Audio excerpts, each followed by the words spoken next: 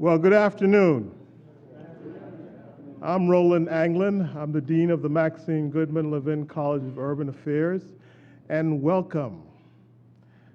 I want to welcome you to the second annual Norm Krumholtz Lecture. Last year, we had Susan Feinstein, an eminent scholar in the planning field, kick off our inaugural lecture, and it was a great success. I expect no less success this year, given the presence of Professor Todd Swanson. Todd is one of the leading urban and regional scholars in the United States. It's no cliche to say that he is a seminal thinker and writer on the role of place and opportunity in our country. You know, his academic work is stellar, but he's one of the rare scholars who has achieved prominence in research and impact in the world of practice. Todd Swanson has used his position to actively engage in policy formulation. I first met Todd, 30 years ago, when he was at the University of Albany and I was at Rutgers University. We were working on a long-forgotten project with the noted scholar practitioner, Richard Nathan. We stayed in touch over the years, and we worked together as part of an effort to build a learning network sponsored by the Democracy Collaborative, centered on higher educational institutions as drivers of community and economic development. So welcome, Todd. Now I want to turn to the reason for the Krumholtz Lecture. The Norm Krumholtz Lecture in the Future of Planning was one of the first things I advocated for when I got here as Dean. Norm's accomplishments need no recounting, but his legacy transcends the individual. The norms and values embodied in his scholarship and practice have come to define good planning in a way that will not soon be eclipsed. Nor should they. But these norms and values defining equity planning are a living force that should be examined through the lens of new challenges facing us as a profession, as a college, and as a society. So every year, we will begin by focusing on the future of planning by looking at robust and expansive base pioneered here at the Levin College. I want to close my welcome by giving a special greeting to our alums who are in attendance.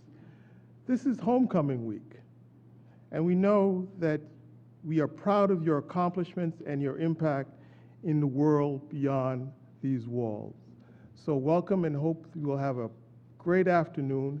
And now I'd like to ask Chris Ronayne to come up and introduce Todd Swanson.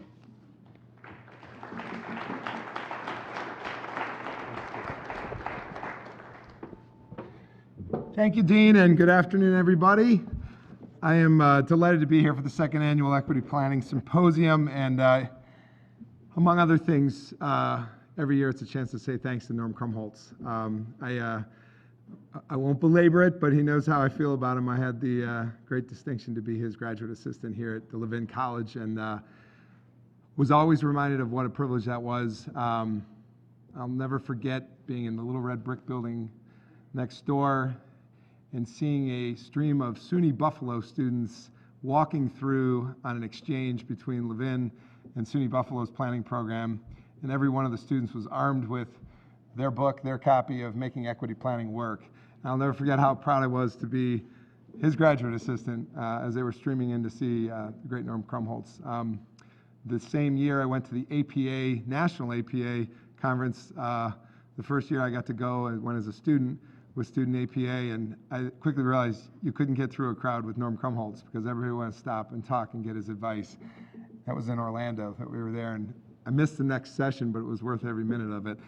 And the third time I realized who I was working for as a graduate assistant was actually from Mayor Carl Stokes. How quickly I was able to get a coffee date with Carl Stokes because I had the good distinction of being Norm's GA.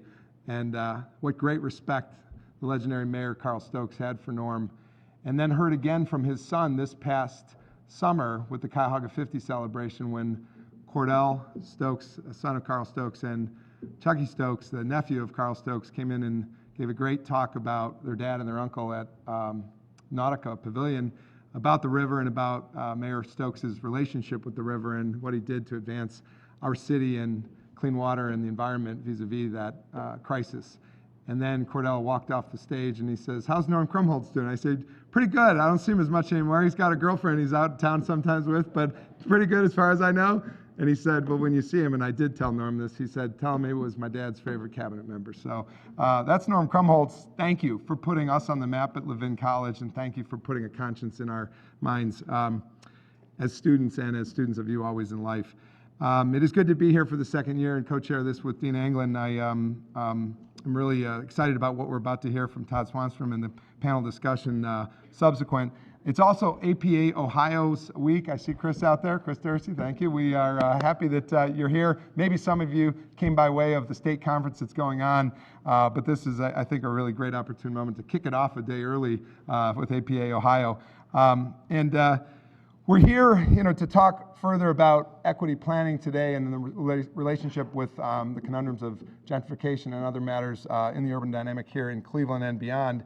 But I think when we look at the national APA, going back to that, it is a true testament to Norm that, as you know, if you've been to an APA conference of late, it has, alas, maybe 50 years too late, but finally, equity is everywhere in the conversations about planning and at the conferences themselves, and it will be again this week, as it should be.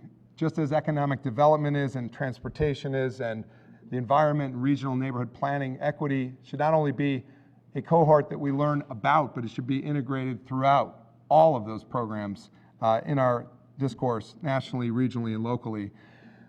So today is the 95th birthday of Jimmy Carter. President Carter is down in Georgia. I happened to be in Atlanta last week. Didn't see President Carter, but learned it was going to be his birthday on Monday, and so happy birthday to President Carter. I know a young, and actually younger than Jimmy Carter, is Norm Krumholtz, who served on a committee with President Carter and when President Carter was in office on housing and community development. That was 40-some years ago. It's also 40-some years ago from the Kucinich administration in Cleveland, which Todd Swanson wrote quite a bit about in his book, The Crisis of Growth Politics. Both those individuals, President Carter and Congressman, then Mayor Kucinich, obviously were very committed to cities like Cleveland and Cleveland itself. But I think both would ask, and we should all ask, how are we doing 40-plus years as cities go? I think we look around at our metro and other metros, and every metro is distinct, every center city is distinct within the metro, but there's winners and losers, depending on the indices. When it comes to poverty indicators, we are clearly worse off in Cleveland than even before, and even at the time of our Great Recession in 2008, we are worse off. Today, 33% of Cleveland residents live in poverty, with a staggering 50+ % of children in the city of Cleveland in poverty. In Cuyahoga County, 216,000 people live in poverty. 124,000 of those from Cuyahoga County living in poverty come from the center city of Cleveland. The balance, 92,000, coming from our suburbs. 57.4% of Cuyahoga County's poverty problem is here in the city of Cleveland. The data manager for the Plain Dealer, Rich Exner, who concluded in this story that ran last week, he concluded Greater Cleveland home prices are up in many places, and the unemployment rate is down overall since the recession of a decade ago. But a fresh set of data released by the U.S. Census Bureau provides a stark reminder that recovery hasn't been for all. Enter equity planning. Nationally, 4 cities have higher poverty rates than Cleveland's, 33.1%. They are Bloomington, 33.8%, Detroit, 33.4%, Flint, 34.7%, Camden, New Jersey, 40.9%.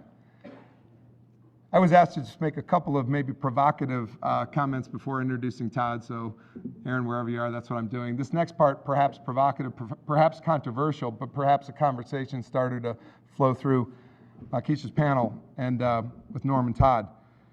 Down the road from Camden, New Jersey, city Philadelphia, a group of us from Cleveland visited a number of months back. Among other speakers, we heard from, and some of the economists and professors here know, the late Jeremy Nowak. Before his passing, he reminded us in Cleveland, first of all, that he loved Cleveland and he was rooting for the Cleveland Browns. Well, he's finally getting his wish somewhere. There was a win. But we all too often in Cleveland actually are spending too much time, in my opinion, thinking about box scores and in the ether of sports, forgetting about the bigger problems that present us in Cleveland. What he admonished in all of us as a Cleveland delegation in Philadelphia, visiting and learning from the city of Philadelphia, this is the controversial part, is when asked about gentrification, he said, stay out of the fact-free zone. Focus on the facts. Your foremost problem in Cleveland is poverty. Said well before Rich Exner's analysis of the U.S. Census Bureau statistics last week. It's true that gentrification exists in a number of census tracts, yes. But in the mass majority of your census tracts, you have an income problem. I'll never forget that analysis by Nowak, as it is a reality check on today's conversation. Nowak's colleagues at Brookings later wrote, in most cities, it is not gentrification that is widening the gap between people and communities who are succeeding in this economy and those who are not. It is the rise of poverty. My sense is that we are different from Boston and San Francisco. We are uniquely Cleveland. And that the fundamental challenge before us today is corroborated by the facts of the U.S. Census statistics, is that Cleveland has a significant poverty problem. And it's exactly where the discussion of equity planning needs to be and needs to stay. I'll be interested to hear what our colleagues have to say on the subject as we open up the second annual Equity Planning Symposium. And with that, it is my honor to introduce and reintroduce to Dean Anglin's beginning introductory of Dr. Todd Swanson, our guest speaker for the 2019 Future of Urban Planning Lecture. A professor of community collaboration and public policy administration at the University of Missouri St. Louis, UMSL. By the way, Dr. Swanson, I very quickly talked, there are great parallels between the city of St. Louis and the city of Cleveland, and there are great distinctions as well. But I noted right away that Todd Swanson has a love in his heart for Cleveland, Ohio. He specializes in urban politics and public policy, has an MA from Washington University and a PhD from Princeton. Prior to joining UMSL, Todd taught at St. Louis University and the Rockefeller College of Public Affairs and Policy at University of Albany, SUNY. He also worked as a neighborhood planner in Cleveland and as a director of strategic planning for the city of Albany, New York. Todd's book, The Crisis of Growth Politics, Cleveland, Kucinich, and the Challenge of Urban Populism, won the Best Book Award from the urban section of the policy of APSA. His co-authored Place Matters, Metro Politics for the 21st Century, won the Michael Harrington Award from the New Politics section of the Michael Harrington Award of New Politics section of the APSA. And in 2011, he published and co-edited his volume Justice in American Metropolis, which develops the idea of think injustice. He is presently working on the book tentatively entitled The Good Neighborhood, Why It's Threatened, and What We Can Do About It. Todd has used the resources of his endowed professorship to support Community Builders Network of Metro St. Louis, which is working to build great neighborhoods throughout the St. Louis region. Ladies and gentlemen, would you please welcome back to Cleveland, Dr. Todd Swanson.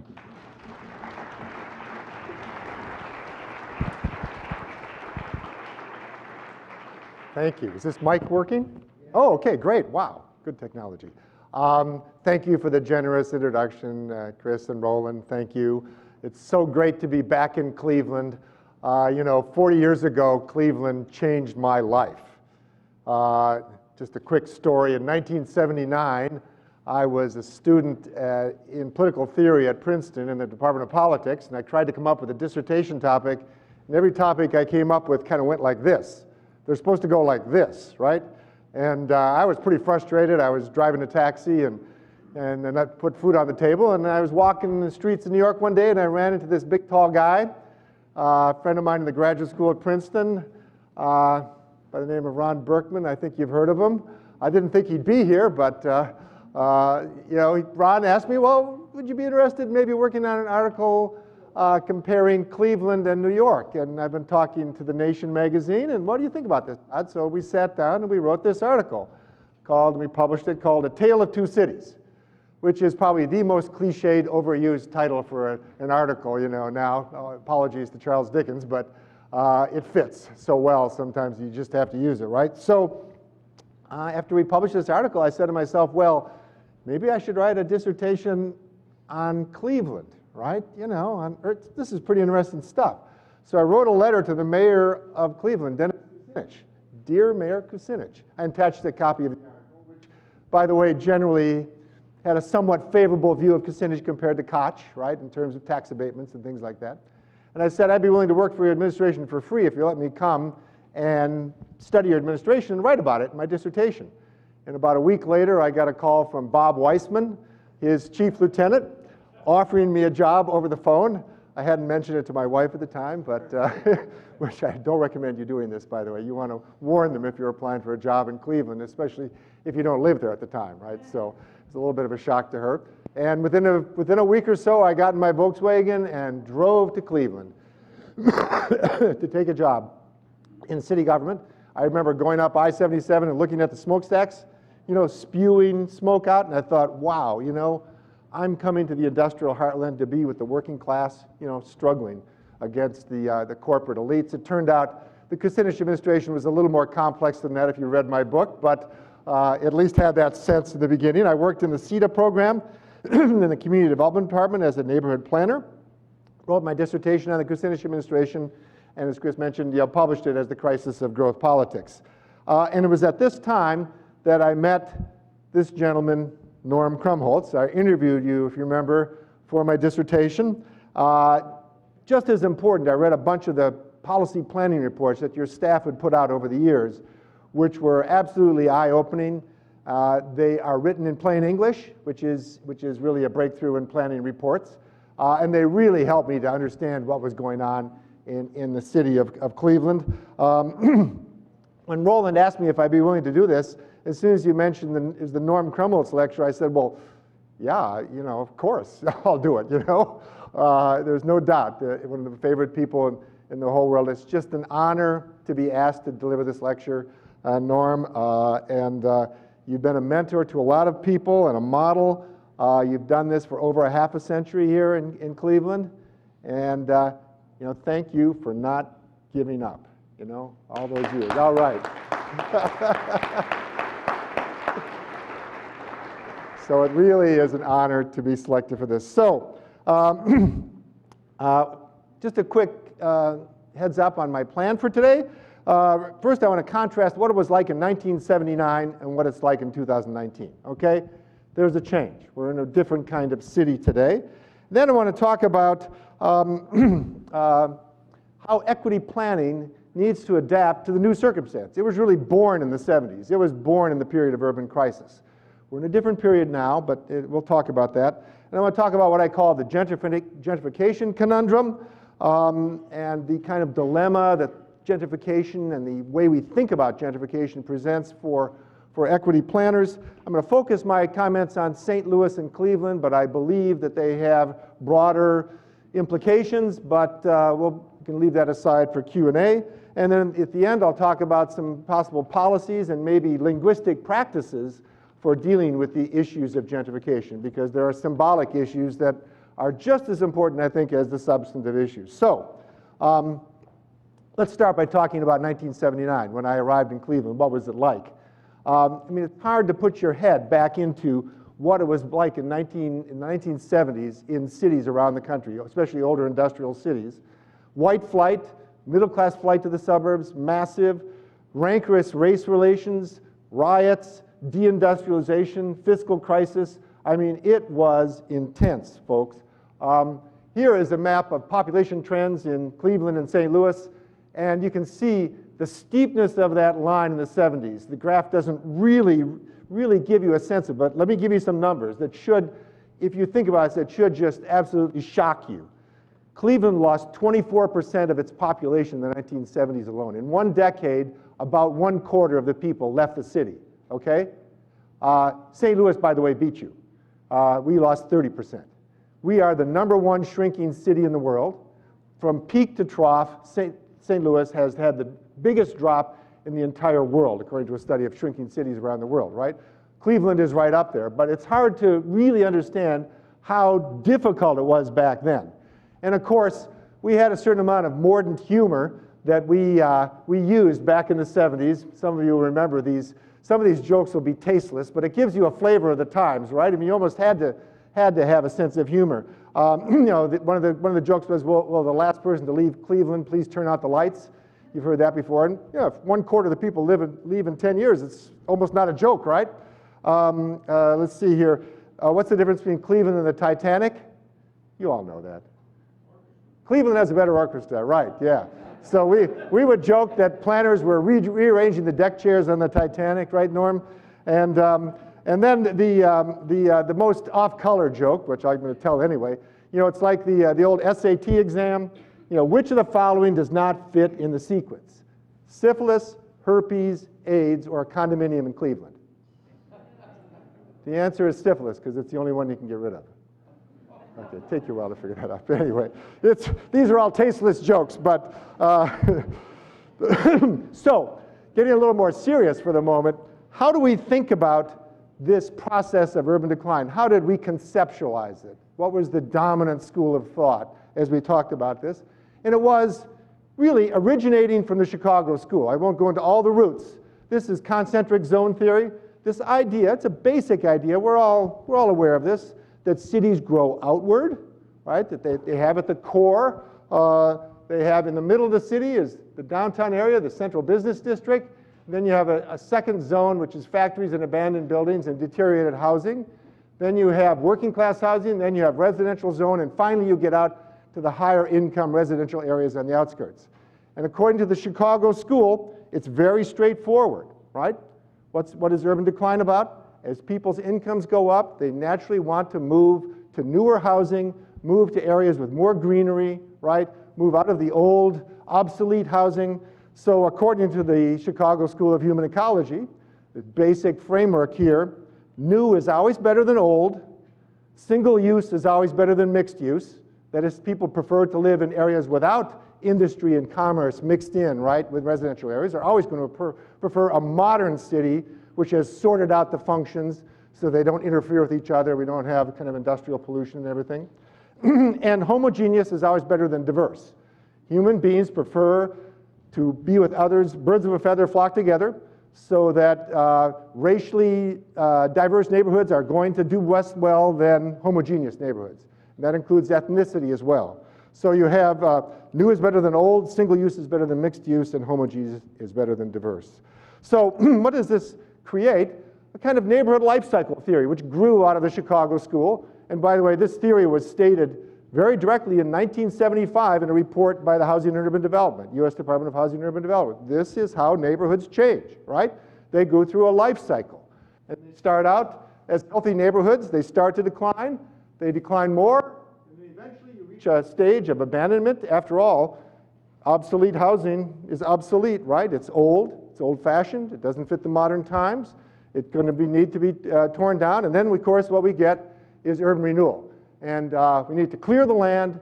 We need to rebuild it. We need to rebuild it in a way that's modern, right? That includes the kind of project planning without perhaps the complexity of the urban grid and the mix of uses and the contamination that comes from that. And we can revitalize the city through urban renewal. So urban life cycle theory is very interesting, neighborhood life cycle theory. It obviously, descriptively, is somewhat accurate, right?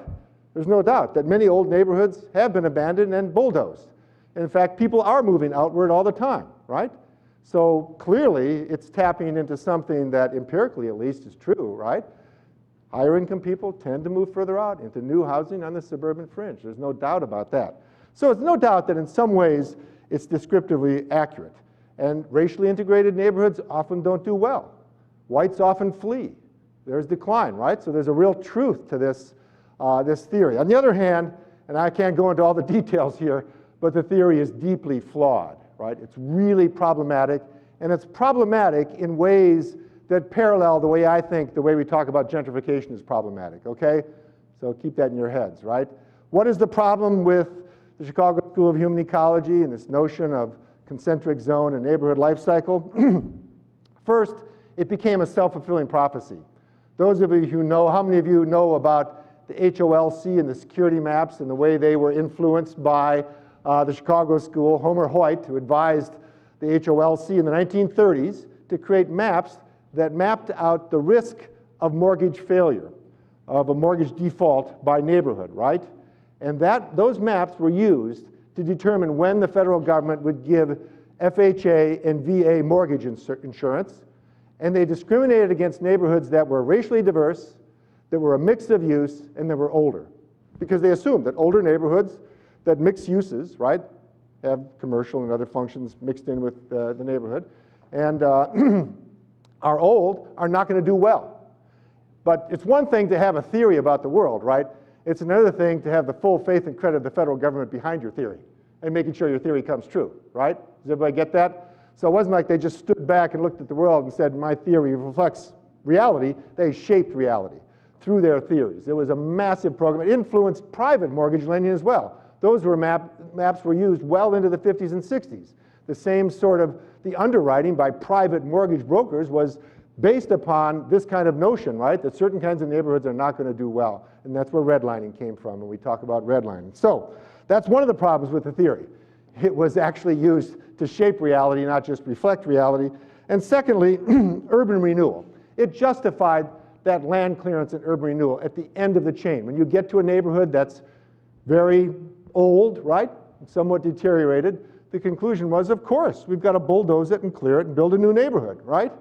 And when you, that is a very problematic. I won't go into the whole history of urban renewal, but if any of you have read Herb Gans's study of the West End in Boston, you know what I'm talking about. What he says, basically, this may have looked like a dilapidated neighborhood. It's an ethnic, largely Italian, Jewish neighborhood, right? Didn't look very nice. Some apartments, you know, were decrepit, but it was low-income housing. It was actually a strong community, and it was a viable community. And they came in and bulldozed it down under the assumption that it was going to fail. I'm not saying you never clear land, right? But this idea that all old neighborhoods are going down the tubes and we need to bulldoze them was highly problematic. So you've got this theory of the urban crisis period that really led to some problematic policies. And also, the main point I want to make here is this theory was overgeneralized. It was too abstract, right? It said that all neighborhoods go this way, right? This was a law. These were scientists. This is what happens. This is how neighborhoods change, right? It doesn't look at the particularities of time and place. Chicago School of Human Ecology grew up in a certain city at a certain time, and it's shaped by that history. And when you get to different times and different places, the world looks different, right? And to generalize from one city to an entire nation of cities, right, is highly problematic. Let me give you a quote from Homer Hoyt, an economist heavily influenced by the Chicago School from Chicago. Quote, let me quote you. High rent or high grade neighborhoods must almost necessarily move outward toward the periphery, right? Higher income is going to move outward of the city. The wealthy seldom reverse their steps and move backward into the obsolete houses which they are giving up. If there ever were a generalization, right, about how cities are going to develop, there it is, right? And I think if we think about it for a second, well, Mr. Hoyt, you know, it wasn't exactly true, right? Because we know that cities have undergone a change, that in many cases higher income people are now moving back into older parts of metropolitan areas, right? It's the topic of gentrification, right? So starting earlier, but in the 1990s it began to gather steam, and it's gathered steam ever since, and this is the topic I want to talk about today, gentrification. We talk about it, right? Completely contradicts what Hoyt said. Once again, however, I believe the way we use the term is overgeneralized and abstract and suffers from those same problems that the Chicago School of Neighborhood Succession, Neighborhood Lifecycle suffered from, okay? So that's the theme I want to develop. So some quick facts. When I left New York City in 1979, got in my Volkswagen, New York City was a lot like Cleveland, you know? It had horrible crime, it had decline, the South Bronx was burning. Oh my God, it was a real crisis city. It was an urban crisis in New York. I don't know if you've looked at New York lately, but New York is doing pretty well. When I left in 1980, there were 2,245 murders in New York. Last year, there were 289, about 1/10 as many. New York is booming, you know, we can talk about super gentrification. There it is. We can talk about it more later.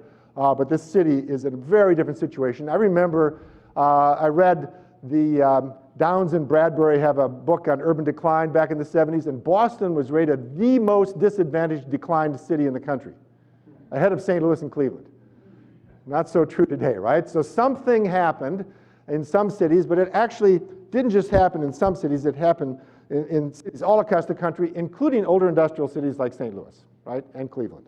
So here's the population trends again. The thing I want to notice here, this is going back to that same graph, notice how the slope of the line changes. The slope of the line at the end is just about flat, folks. So the old joke about, will you please turn off the lights for the last person leaves, you know, it just doesn't apply anymore, right? Is Tom Byer in the audience? Anyway, Tom is, oh, there he is. Okay, Tom wrote me some stuff. I think it was 1,600 people population decline last year, Tom, according to the census, right? Eventually, Tom was opining, and I agree, at some point it's going to stabilize, maybe even start growing. So something very different is happening, right? There's definitely some different dynamic going on here. Parts of the city, even more striking, parts of the city are growing rapidly while other parts of the city are declining. Chris referred to things like this. So, for example, downtown Cleveland, according to my numbers, is up 27% in population between 2000 and 2016 to reach a population of about 13,866, 13,000, almost 14,000 people living in downtown Cleveland, projected to reach 20,000 within a few years. I walked through downtown. It seems like there's cranes going up. So what is it, a 34-story rental building going up, something like that? Oh, wow, you know, we would have been blown away by this in 1979, right? The city of St. Louis tripled its downtown population during that same period from 2000 to 2016. We have 12,600, so you're a little ahead of us, but both cities are experiencing this downtown kind of revival. There's the clustering of new economy jobs. So what's happening in the modern economy is the new knowledge innovation economy has tremendous tendencies toward clustering in urban areas, right? Because bringing a lot of smart, highly educated people together increases their productivity and especially their innovation. So for example, here in University Circle in Cleveland, my understanding is about 50,000 people work in University Circle. Well, that medical complex there, if you want to know the latest techniques in surgery or whatever it is, you've got to be there, right? I got Mohs surgery. You got to have a certain, for my skin cancer, you got to have a certain amount of volume, right, to do Mohs surgery and have the most advanced techniques. Downtown Cleveland, which occupies 5% of the land of the city, has 48% of the jobs. It gives you an idea of the concentration, right? The jobs have moved out of the other parts of the city, but they're located in downtown. So educated professionals, and I did a little graph here, percentage of the population in these two cities with a BA or more is just soaring. St. Louis is ahead of you. Chris and I were talking about it a little bit. It seems like St. Louis is a little hotter in terms of this tech, you know, innovation hub, innovation district phenomenon, but both cities, young, educated people are moving into the city in droves. There's no people, many people have talked about this, right? So we've definitely got that. So, so how have people theorized about this new phenomenon, right? I told you how they theorized about urban decline, right? How have they theorized about this? In some ways, you could imagine it, it's like concentric zone model turned inside out, right? It's now, people are coming back, right? They were moving out, now they're coming back. And we have, according to some people, we have a new age of urban revival. Calling our era the Great Inversion, in 2012, Alan Ehrenhalt wrote, quote, "The truth is that we are living in a moment in which the massive outward migration of the affluent that characterized the second half of the 20th century is coming to an end." It's a pretty dramatic statement, right? Another observer commented about urban revival, quote, "Once Americans fled inner cities for suburban paradise, now an urban revival is making the suburbs the home of the poor." So there are these generalizations. We're in a new era of the city, the area of city revival, right? Gentrification, the term gentrification in my view, is the ultimate, it's kind of, once again, a reflection of the Chicago School, a generalized, abstract characterization of the new city, right? And I'm going to want to develop some criticisms of the way we talk about gentrification, the way that concept has been developed. So here's my experience of the gentrification phenomenon. You know, when I was at the State University of New York and then I took a job in St. Louis. My wife couldn't handle the winters in upstate New York, so I got a job at St. Louis University, the Jesuit University. I taught in the planning program there. And I got to St. Louis, and I knew it was the #1 shrinking city in the world. And, you know, and I started going around the neighborhoods, and I said, wow, you know, there's a few neighborhoods over here. They're experiencing reinvestment, and people are moving in. And, oh, my God, this is in about 2001, right, 2002. And so I go to my planning classes and say, yeah, it's interesting. There's all this problems. But over here, these neighborhoods over here, they're getting better. They're experiencing reinvestment. People are moving back in, fixing up the housing. And invariably, the response of my student was, but professor, that's gentrification. Oh, you know, it's like I got totally deflated. It's like Professor Swanson is kind of naive, right? He doesn't understand that it's gentrification. It's not good. This is bad, right? This is driving up the housing prices. And I was, you know, I was sort of nonplussed, you know, and frankly, once the word's out there, you know, it's hard to deal with it, right? I mean, so I've been spending the last 15 years trying to figure out, you know, what is my feeling about this? What do I react, right? What's the problem here? So what is gentrification?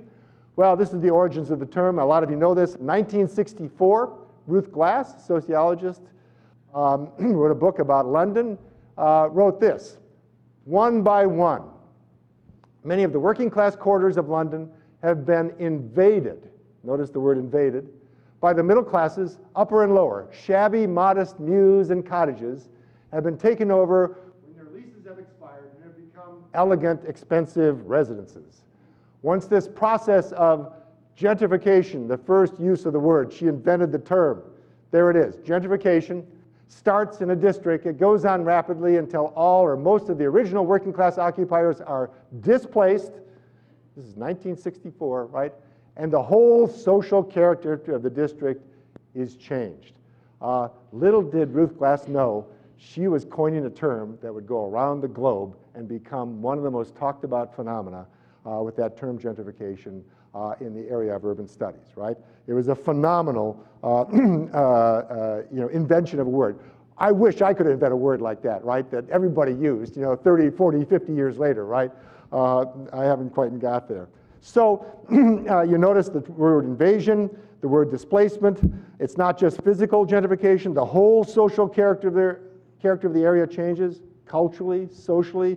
It changes, right? And it also is rooted in this idea of what is often called rent gap theory, which is the idea that gentrification goes into the poorest areas, right? Not the middle areas, right? It goes into the poorest areas and transform them. So, you've got this, oops, there it is.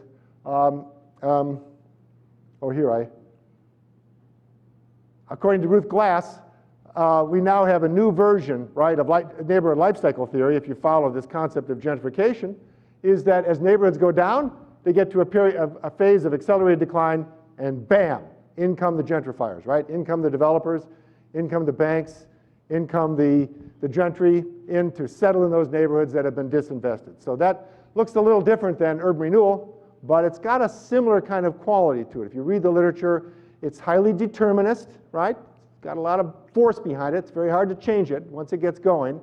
It's kind of this invasion succession. The Chicago School talked about neighborhood change as invasion and succession. It's got that quality of neighborhood invasion and succession. And as I said, this is sort of the mordant humor of the day, right? We had our jokes back in the 70s. Now the joke is this way. First whites live in the cities, right? And then minorities move into the cities and whites flee to the suburbs. Uh-oh, here we go. The crisis, the urban crisis. The whites move into the second ring suburbs. They move even further out, right? Uh-oh, we got a problem. Minorities move into the second ring suburbs, and then whites suddenly move back into the city, right? It's the way a lot of people think about gentrification, right? That the devaluation of the land, the abandonment in the center is a setup, really, for gentrification, right? It's going to come back in and displace. So you have this process, and there's been a huge scholarly literature on gentrification. Here is the number of articles written with the term gentrification appearing in the title. This was put together by my friend Alan Malik. According to Google Scholar, starting out in 1964, which there was 0, you'll notice back there, growing slightly. Since 2000, it's been astronomical. So that in the period 2015 to 2019, over 2,000 scholarly articles with the term gentrification in the title. Can somebody give me a glass of, Aaron, can you give me a glass of water? Yeah, thank you. So you have this explosion of research. If you read the scholarly literature, gentrification is one of the hottest topics among urban scholars today. There's huge literature about gentrification. There's also a huge popular discourse about gentrification. If you went out on the street and asked most people, have they heard of the term gentrification, I venture to say most average people would say, yeah, I've heard that term. You know, given the fact that it originated in a scholarly book, right, and is discussed by scholars. So what's happened in the public popular discourse? Gentrification has become disconnected from its roots in a specific neighborhood phenomenon, right? It's now gentrification. You can gentrify just about anything. If you read about this, it's kind of fun if you want to go online and explore this. As my friend Alan said again, you can gentrify, this is quoting Alan, social movements, chai, jobs, American healthcare, language, Mount Everest, and gefilte fish. He's found references to gentrification of gefilte fish, right? So you can gentrify just about anything. Well, what does it mean to gentrify something? Well, you can think about it yourself, right? It means basically that it's lost its edge. It's become absorbed by elitist consumer culture. It's catering to upper level tastes. It's similar to what we used to sometimes call bougie. We used to call things bougie, right? But now they're gentrified, right? So there's a real heated discourse on gentrification in the popular literature. It's a term of opprobrium. It's a term of criticism, right? No one ever, generally speaking, in the popular imagination, you don't say something got gentrified and mean that in a positive way. You mean it in a negative way. So the challenge for equity planners, I think, is pretty clear. This term, gentrification, is problematic, I think. We clearly need reinvestment and repopulation of older American cities like St. Louis and Cleveland. We need more people. We need more investment. On the other hand, if you revitalize a neighborhood, you can immediately turn around and say, you've succeeded, but you failed. You failed because you just drove up the housing prices, you're pushing people out of the neighborhood, and this is actually failure, right? So it violates, potentially, gentrification violates key equity planning principles, involuntary displacement of low-income people, that clearly violates equity, housing affordability, driving up housing affordability and draining people spending more than 30, 40, and 50% of their income on rent, that's clearly a problem. Loss of community control, people coming in and dominating your neighborhood and taking over and pushing you out, that's clearly a problem. So the gentrification, the G word as I call it, you know, can polarize and often paralyze discussion, right? As soon as the word gets out there, you're in a situation often of zero sum. To quote Rick Jacobus, who writes often for Shelter Force magazine, here's how he puts it. I share this in St. Louis. I work with community development groups all over the place, and I share this concern, right? The way most people talk about gentrification seems to create a black hole of self-doubt from which no realistic strategy for neighborhood improvement can escape. Gentrification seems to imply we are trapped. If we succeed, we fail, right? If we improve things and land values go up, we're nothing but draining the pockets of the low-income people who live there. I came up with a list here, and I bet you could come up with more, of things that I've seen attacked in the literature as precursors or stalking horses for gentrification, okay? Community gardens, transit-oriented development, green infrastructure, LEED certified buildings, hiking and biking paths, mixed income housing, and vegan restaurants. They're all problematic, right? Because we know what they're all about. They're just a strategy to gentrify the place, right? So the two sides talk past each other. It's very polarized. It's very emotional, right? And I think it's a problem for progressive planners when you've got this kind of discourse that automatically pushes people into two sides. So my goal is to somehow create a dialogue here. Well, you tell me if I succeed, right? Create a dialogue between the critics and the supporters of these kinds of processes that we call gentrification. So my approach is putting gentrification in its place. So how do equity planners work toward urban revival while respecting the concerns of the critics of gentrification? They're legitimate concerns about housing affordability, displacement, community control. Obviously, these are legitimate. Well, my general answer is to move away from a overgeneralized, abstract way of thinking about the process that the word connotes and recognize the importance of particular historical and geographical contexts. Gentrification varies. It's not some unitary, holistic phenomenon where everything's wrapped up into one package automatically. That's an empirical question as to how it actually works out. So if I was a linguistic dictator for a day, by the way, I would just eliminate the word.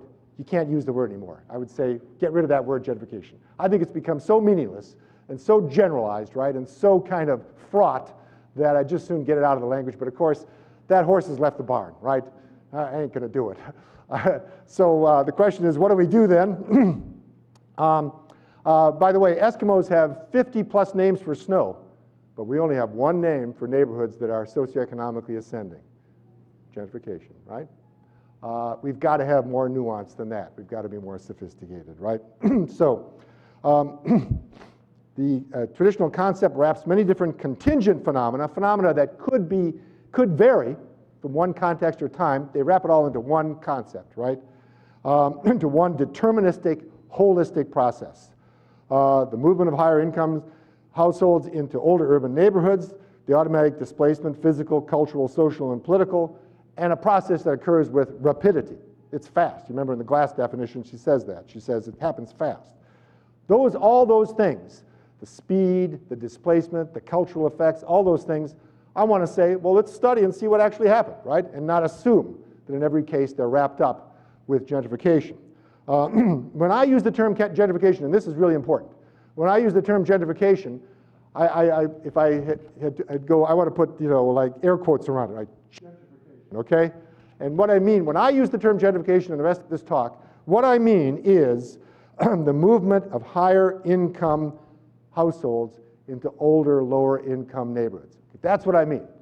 Now, whether that leads to displacement, cultural domination, loss of political power, all those other things, that's separate, right? Of course, it could be the case it does, right?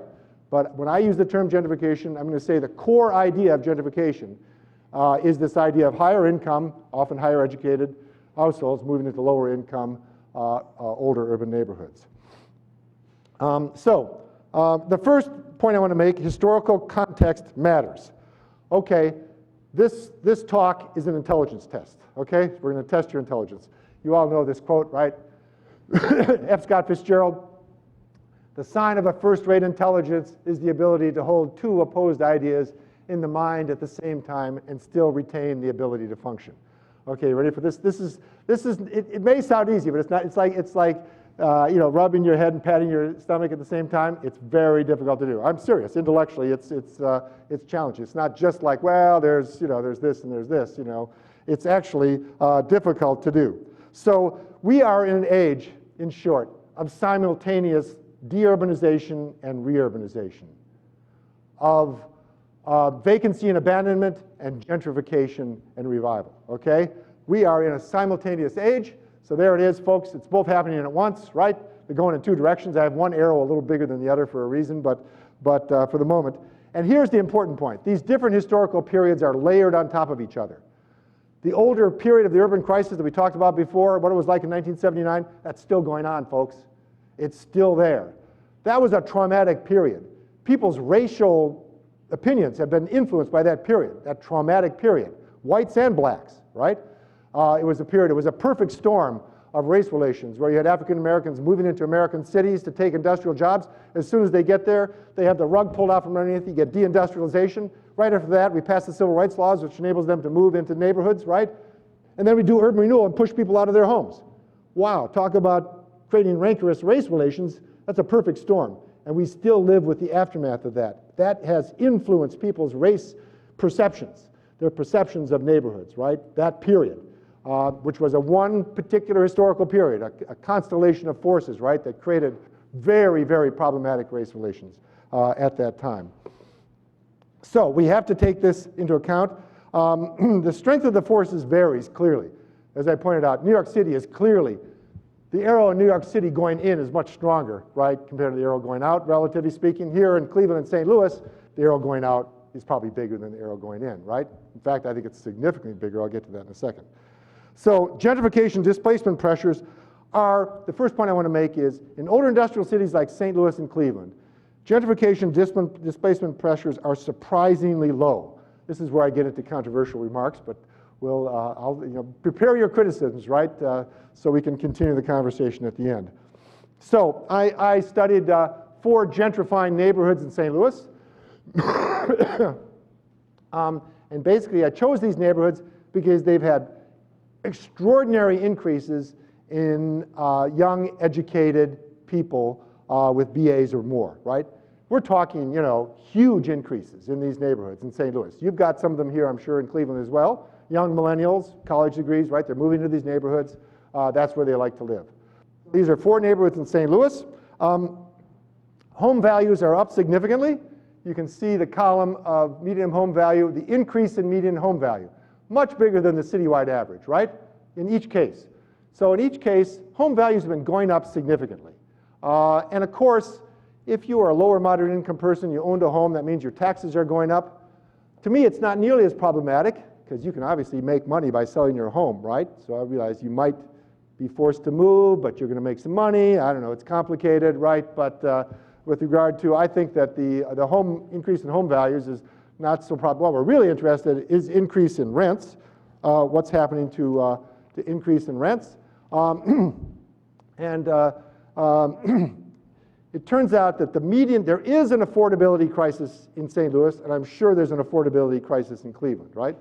The median renter in St. Louis pays over 30% of their income on rent. So that means that half the people are rent burdened, okay, are paying more than 30%. Probably doesn't surprise you, right? So we got an affordability problem. But the question is, to what extent is gentrification the cause of the affordability problem, right? That's the question. Rents are going up in gentrified neighborhoods. You can see it here. The median rent change, it's going up. But the first thing I want to point out, and you can look at the numbers, is tremendous variability here. I chose these neighborhoods because they're, in my term, gentrification, right? Basic growth in this educated, younger, higher income households, right? But you can see tremendous variety. In some cases, in one case, rents went up less than the citywide average. So what you need to do is take out the citywide average and then ask, how much has it gone up, right? And the citywide average is pretty big, by the way. It turns out, oddly enough, in some of the most depressed neighborhoods in St. Louis, rents are going up. And we can talk about that if you want to after the break. It doesn't seem to make sense, right? Why are they going up in these neighborhoods with very, very low incomes? But anyway, that's happening across the city. And yet, in the gentrified neighborhoods, clearly some of them are seeing huge. This one saw a huge increase, but notice those are new units. That's what's called new build gentrification, right? They didn't displace directly people who were living in existing rental housing. They built more rental housing units. Does everybody follow that? So, what do you say about that? Well, I don't know. It's not good. Maybe rents are high, but people, it's satisfying a certain segment of the market. There are other neighborhoods here which do have significant increases in rent, and that could be a concern, right? Once again, you should subtract the citywide increase, because we're talking about the phenomenon at the neighborhood level, right? Gentrification ultimately is a neighborhood phenomenon.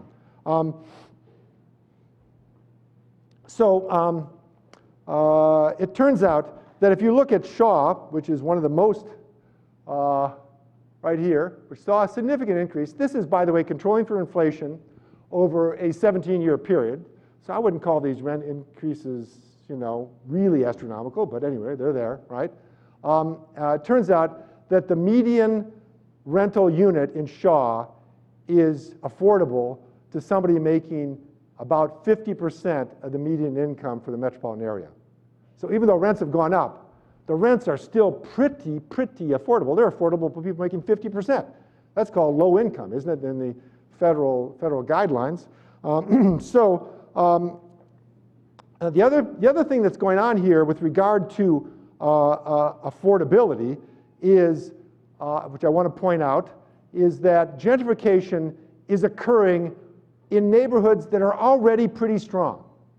It's not occurring in St. Louis in the most depressed, high vacancy neighborhoods, which is what rent gap theory said, and that what is implied in the concept of gentrification, right? That it goes into those neighborhoods that are really, really disinvested and jumps in when there's a rent gap. And no, gentrification actually goes into the areas. So the gentrification vector is not aimed at black communities.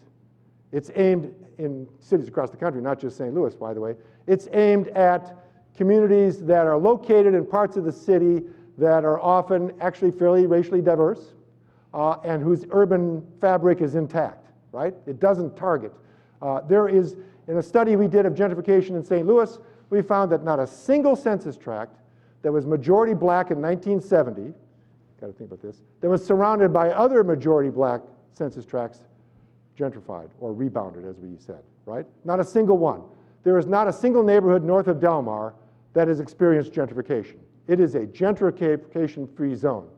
So the notion, which I think is implicit in the literature, that gentrification targets the most vulnerable, the African-American communities, right, the most vacant communities, is simply not empirically true. It tends to go to areas that are already fairly intact, and I could go into more detail, are already fairly diverse.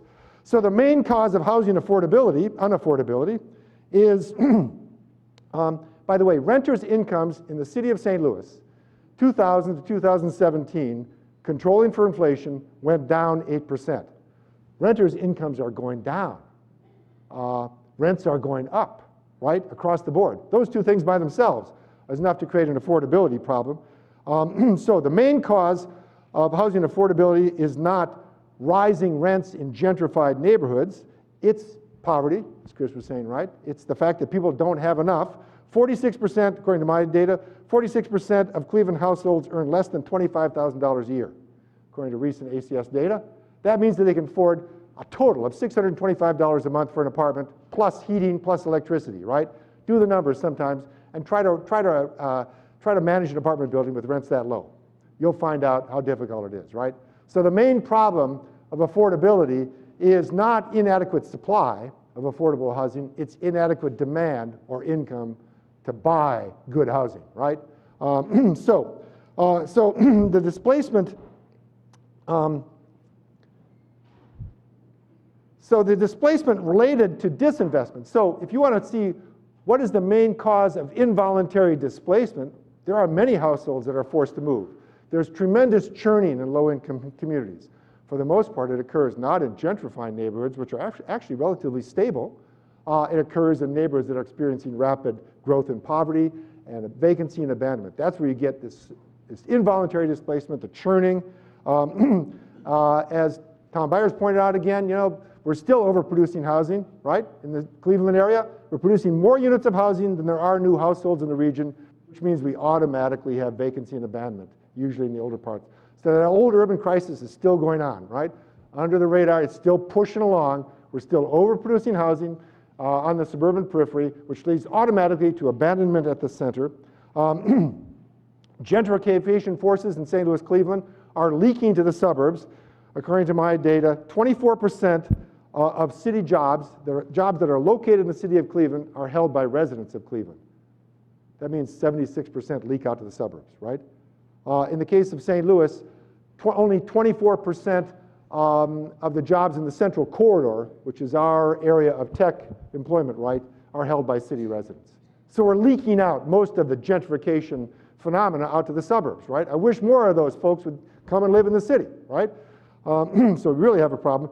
Neighborhood decline and concentrated poverty are much more the problem than is gentrification. So, and here's my factoid for St. Louis based upon an article I wrote. This is for the period 1970 to 2010, 17 times as many people live in neighborhoods that went from low poverty to high poverty as live in neighborhoods that went from high poverty to low poverty. The latter is what we kind of think of gentrification, right? This poverty neighborhood being invaded by high-income people and taking it over and becoming low poverty. A gentrified neighborhood, 17 times as many people live in neighborhoods that are experiencing downward motion, right? Weak markets lead to evictions. Here's a map that my friend Austin Harrison, a student at Georgia State, did. This is using the eviction lab data that Matt Desmond has begun to collect around the country. And this is market strength. The areas in the kind of orange I'm not too good with colors, are bottom of the market. The areas in green are top of the market. It was a series of indices, not just one thing. It was a series of things, right, that Austin created an index of market strength. And what you see here is that most evictions, legal evictions, took place in weak market areas. If you look at the areas that where you get more of the gentrification, you tend to have fewer evictions than the areas that are experiencing weak market conditions. So weak markets are really what is causing a lot of the problems. Weak markets, in my view, are the scourge of low-income neighborhoods. They strip wealth out of households. African Americans, again and again and again, have bought into neighborhoods and found that the demand has been taken out from underneath them and their house doesn't appreciate. And because of historical reasons, they were not allowed to buy into areas of the region that have experienced large house appreciation. As a result, African American household wealth is about 7% of white household wealth, primarily due to housing, even though their income data is about 70%. That's mostly a housing phenomenon, right? So weak markets are a scourge for low-income people, low-income neighborhoods, and they also, in my opinion, reduce the opportunity space for equity planners. If you want to try to do something, when you go into an extremely weak neighborhood, your alternatives are limited, right? You've got to really figure out what to do. So, what are some equity policies? Well, probably a lot of you can imagine what these could be, but here's what I'm going to say. We need to have policies that preserve affordable housing in neighborhoods that are gentrifying. Of course we do, but do not slow down the process of gentrification. It's that latter that a lot of people are not going to like, right? We don't want it to slow down the engine that's creating this reinvestment in the city. So we should target subsidized housing in gentrifying areas, high opportunity areas. We ought to be concentrating when we have subsidies for affordable housing. Let's put them in those gentrifying neighborhoods. Let's put them in those places with high opportunity, with growing retail sector, with a growing middle class, by the way, that can defend the neighborhood politically and all sorts of other things. Too often we build housing in weak market areas, and we do that. What we do is we just increase the supply when there's already an oversupply, and probably what we do is we just create a vacancy 6-8 blocks down the way, right? Build a nice new housing in a weak market area, a hyper vacant area, you're just going to lead to more vacancies, right? So we often make the mistake that way. The second thing I want to make is capture the unearned increment. Some of you are familiar with Henry George, who wrote about the unearned increment. The unearned increment is the rise in property values due not to the labor of the person who owns the property, but due to society more generally, right? Or to market dynamics, right? It's unearned because, you know, if you fix up your home and put a new kitchen in, of course you should sell your house for more. That's earned, right? But if the land under your house goes up in value because you just sat there, that's unearned, right? And that's where the real money is. The real money is in the inflation in land values. You're not going to make a lot of money fixing up your kitchen, right? But you can make a lot of money by having a house sitting on a piece of property that goes up and up and up. So I basically support the idea of single taxation, but, you know, put a tax on land, right? And encourage people to improve their properties. But the additional revenue from gentrification can obviously be taxed, right? To provide schools, to provide more funding for police, for public safety, for community policing, for parks. We've gone through a period of urban austerity in the United States for 30 or 40 years now, with federal funding for the cities going down precipitously. The Community Development Block Grant, which is the main successor to the war on poverty, is down 80% after controlling for inflation. So federal support for cities has dropped to almost nothing. And cities are going through a period of austerity. Just drive around older American cities, right? Drive around some European cities sometimes, see what they look like. Go around some German cities. I was just there. Did a partnership with Dortmund. It looks a lot better, folks. The infrastructure is a lot better. The public transit is fantastic. We need to invest in our cities. We need a massive program investment. Absent that, what can we do as equity planners? Well, get some investment in the city and tax it, right? And use that for progressive purposes. Tax increment financing, TIF. Tax the increment, right? This is a TIF. Those are TIFs which are often used to build parking garages at retail malls in the suburbs or something like that. Why not use a TIF for affordable housing? If you have a gentrified neighborhood, land values are going up, capture that increase in land value in the TIF and use the monies for affordable housing in that neighborhood, right? Because then you're putting housing where people have opportunity and greater safety and an uplifting neighborhood.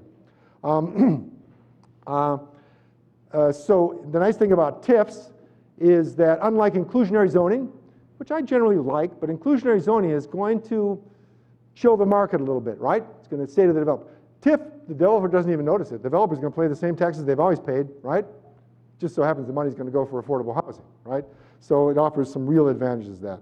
And the other thing I would, idea we've talked about in St. Louis is have elongated TIF districts. TIF districts that extend out from gentrifying areas out into the weak market areas, right? Where there are amenities and assets. And then use those funds from the rising land values in the gentrifying areas to fund infrastructure to jumpstart the market. And as much as possible, equity planners want to spread the demand, spread the housing demand out of these hot market areas into the neighboring areas as much as possible, right? Because there is a problem with overheated housing markets. If they get too overheated, they clearly are a problem. And have a middle market strategy. We need some way to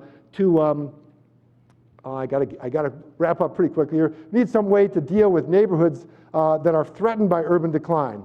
More neighborhoods are threatened by urban decline than are threatened by gentrification. We need a program to take those middle neighborhoods, those ones that are on the edge, right, and make sure they don't fall down. And many of those are African-American neighborhoods, by the way. It'd be very important. A huge problem in the current city, we were talking about this before my talk, Norm and I. Black flight is a huge problem in cities now.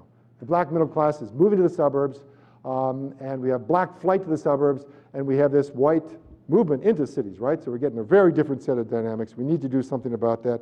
And there's a national middle neighborhoods movement. They've met here in Cleveland, and I've been part of it. It's something we should be thinking about. So finally, I want to talk about the symbolic dimension of this problem. Now we're going to talk about imagery, not about substance, right? We're going to talk about how people perceive things and what I call gentrification anxiety. As you'll notice so far in the talk, I've generally downplayed fears about displacement from gentrification in cities like St. Louis and Cleveland. I think, by the way, even in hot market cities, big questions can be raised about those fears, but that's another question. But one thing the critics of gentrification are right about is that people feel displaced in the modern city, right? They feel it. They are angry, folks. They do not like the way things are going. Their fears, and these fears and anxieties that people have are facts. They're facts just as much as the fact that the median rent is $625 or whatever it is, right? It's just as much a fact the way people feel about something, right? And equity planners need to deal with those facts. They need to deal with how people feel about something, irregardless of what's happening on the ground, right? I mean, they're facts. It doesn't matter what Professor Swanson tells them. Well, that's not really gentrification. Forget it. They don't care. They can give a SH about that, right? They feel that something's going on here. So, in St. Louis, concerned about this issue that people are crying gentrification and displacement when we really felt that there really wasn't, a dominant gentrification going on in many of these neighborhoods. We said, well, you got to talk to people. What's going on here, right? So we did a series of focus groups. The methodology of a focus group is very simple. You get people together in a room, a small group, and you, in a very neutral fashion, ask them to talk about a subject, and you record that conversation, and you glean the themes that come out of that conversation, right? And our first question to them was, and I facilitated one of these focus groups, right? 8 out of 9 of the members of the focus group were African Americans living in the north side or the near north side of St. Louis. When you hear the word gentrification, what words come to mind? And there were 68 words that came up, and it doesn't probably surprise you to learn that by a greater than 2-to-1 ratio, we judge the terms to be negative, right? Terms like loss, forced out, priced out, those are all negative things, right? There were some positive things, but for most part, the language was highly negative. And basically, when we analyzed the conversation, and by the way, in the focus group that I facilitated, I just started the conversation, and they just took off. I mean, they were emotional. They were, damn it, whites move in, and all of a sudden the cops show up. They didn't show up before. Now they show up. What the hell's going on, right? And they just took off, and it went on and on and on. So what happens in the language of gentrification, you get, and here are some quotes. Gentrification is viewed as a conflictual process, not surprisingly, I think, right, given the way the term is understood. These are some quotes from the focus group. Politicians act more attentive to the new gentrified class in order to please and be reelected. By the way, there's undoubtedly some truth to this, right? You got people moving to the neighborhood, have more connections, more money. I think the politicians might pay more attention to them, and other things being equal, right? So it's not coming out of thin air, right? Newcomers have things that old-timers don't have. The residents do not integrate. Gentrification hurts disparities, no matter what race. And then they also, which was very interesting, because you notice I said that this connection between gentrification and decline, or the most disinvested neighborhoods, empirically does not hold. Gentrification actually is targeted at relatively stable neighborhoods in the middle, often racially diverse, right?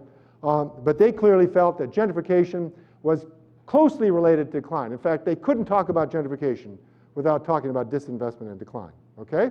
In their minds, this was the connection. Gentrification takes resources from other places.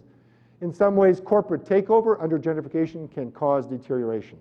So they viewed the disinvestment in the north side and gentrification on the south side of Cleveland as being intimately connected, okay? There's no doubt they viewed it that way. So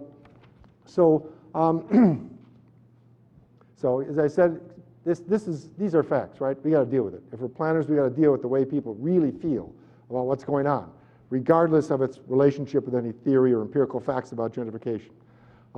Clearly, I would argue, how do I interpret this? I think, a number of us have talked about this for a long time, gentrification expresses people's fears about widening inequality in the modern American city, about cultural and political marginalization by low-income minorities and immigrants, and a sense of powerlessness. It's expressing these feelings, right?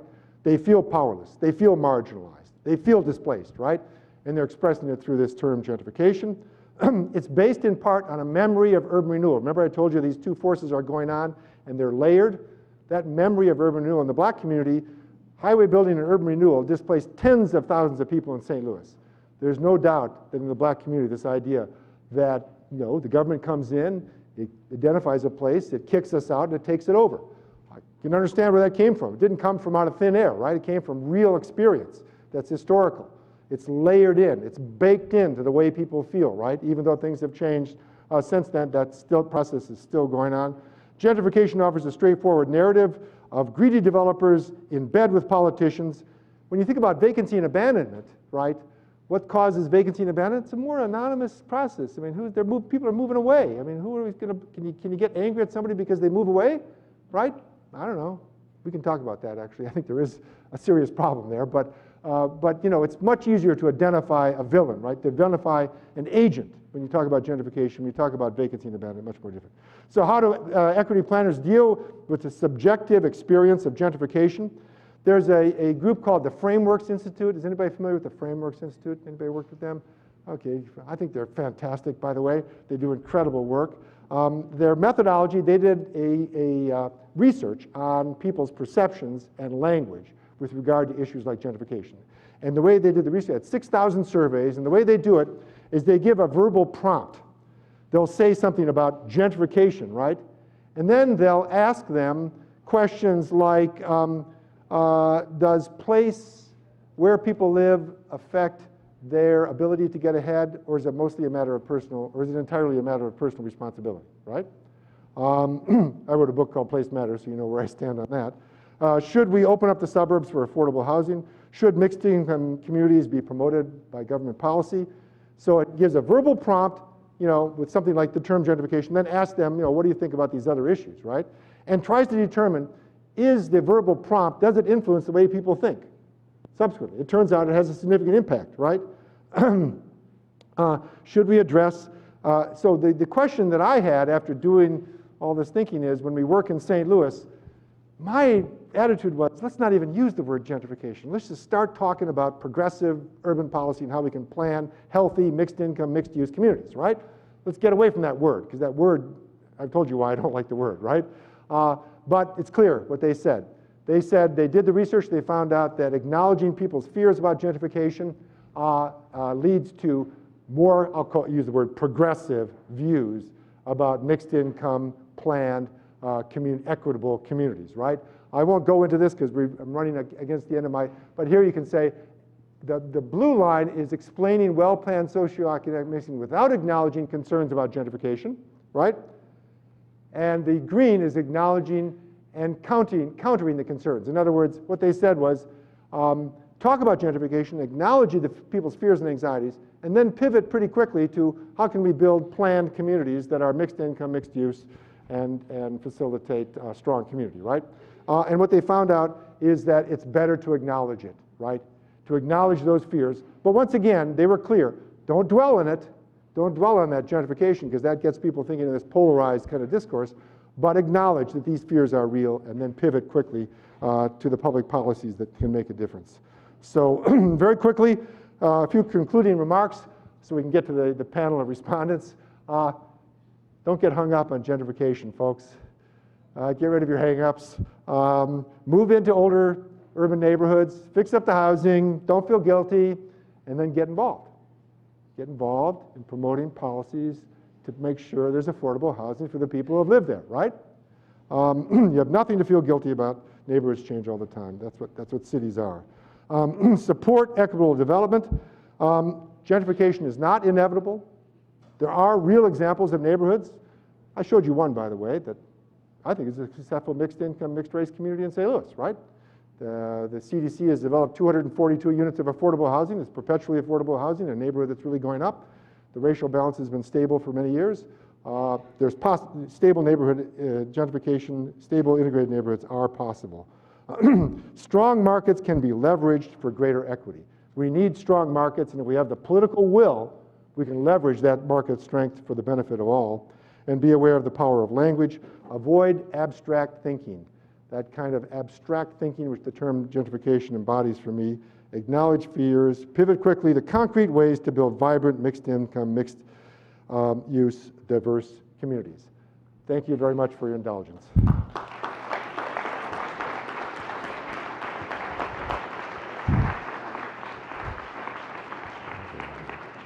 I went over.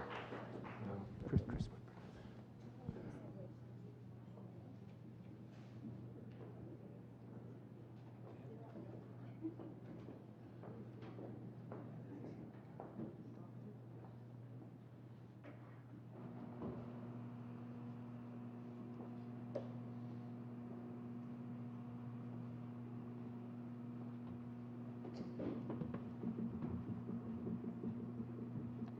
Yeah, I'm okay.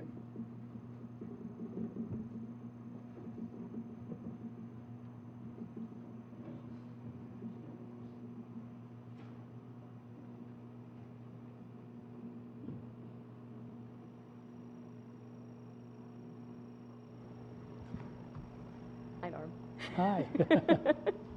Well, first of all, I would really like to give a round of applause to Todd for this wonderful lecture that we just had the opportunity to experience.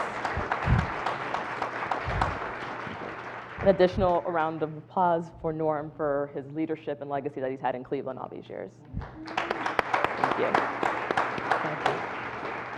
My name is Keisha Gonzalez. I am the Program Officer for Neighborhood Revitalization and Engagement at the Cleveland Foundation. Additionally, I am a rogue historic preservationist and a recovering CDC director. So a lot of the comments that you shared with us today, Todd, were very relevant and timely. So I think for our Q&A structure, I want to toss out two formatted questions, and then I really want to take an opportunity to do Q&A from students and those who are here for APA, because I think it's just a really, really timely opportunity to ask these questions. So kind of reflecting on the migration patterns that we experience, in particular here in the Cleveland context over the past 50 years, did you ever think that there would be such a seismic shift into what I would, at least in my observation, consider to be Eurocentric socioeconomic settlement patterns, right, where we're having wealthier folks living in urban cores? And what do we have to be aware of and conscious of as our middle class is shrinking, especially in particular my interest, the Cleveland context? Well, if I'm thinking back 40 years to my experience as city planning director in Cleveland, a lot of these issues were not on our minds at all. A lot of them never came up. There was no gentrification, for example. Gentrification was something we ardently desired, but had no control over, as Todd mentioned, in terms of putting a statistical framework around what was going on. During the decade of the 70s, we lost about 170,000 people. And when you lose 170,000 people, you don't think about what's incoming, because in fact nothing was incoming. You think about what you have in place and how best to hold it in place. And so our focus was on stabilization and trying to better the low-income populations that existed in Cleveland without concerning ourselves with too many other extraneous kinds of issues. To amplify on that point and compare it with contemporary planning issues, we didn't think very, very much about global change, for example. We didn't think about a lot of the issues which are front and center in terms of planning today, including gentrification. As I said, we were just trying to hold on to the existing situation and make life for the existing lower income populations more tolerable. Okay.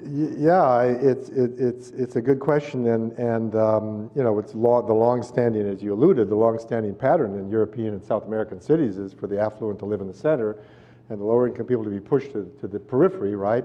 And Marion's from Paris; she knows what the pattern is in Paris, right? It is somewhat surprising to see a shift. I mean, one thing that's clearly going to happen in the years ahead is global warming in the environment.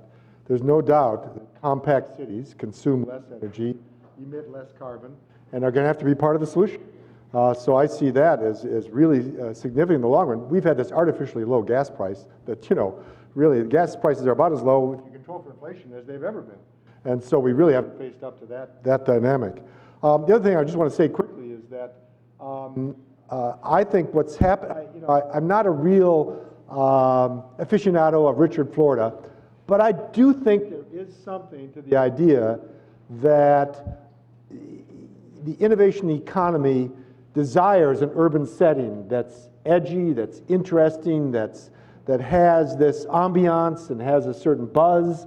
People who work in creative, I don't like the word creative because a lot of people are creative who don't get put in that class, but people who work in innovation, let's say, do desire to live in cities. So I think having a high quality city, you know, with good parks, good infrastructure, good transit, that having a quality of life that's high does help you to develop your economy.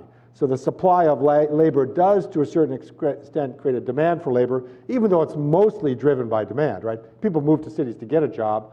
But I think, you know, if you can have a high-quality city with high-quality amenities, you're going to be ahead of the game in the growth as the years come ahead. And part of that is, you know, downtown has become a neighborhood. Downtown wasn't a neighborhood so much when we in the 70s, right? It's become a neighborhood. By that I mean a lot of people want to live downtown. Awesome. So what do you see the role of planning, and in particular the principles of equity planning, as it relates to Cleveland's development pace today? And in particular, in its role that it has to play in neighborhoods such as Glenville and Clark Fulton, which, you know, every so often we hear are called these edge neighborhoods that are suffering from the development pressures of their neighboring neighborhoods. I'm sorry, I didn't get the question. So what do you see as the role of planning? Equity planning. Yeah. As it relates to the pace of development in Cleveland, and in particular, how it impacts areas like Clark Fulton and Glenville? Okay, I think I've got that.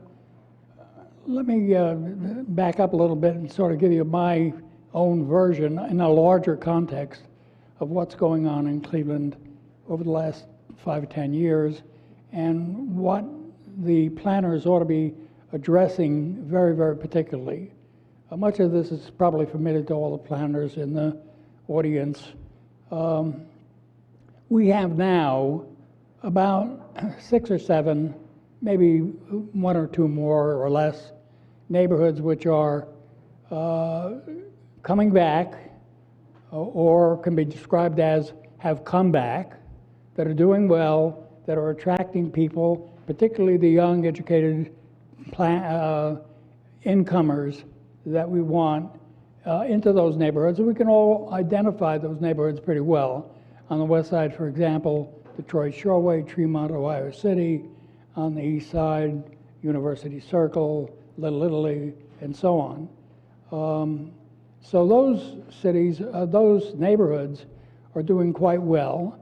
And there are a couple of other neighborhoods in addition that are going ahead, and in those neighborhoods there is something that conceivably could be called gentrification, using the definitions that Todd gave us.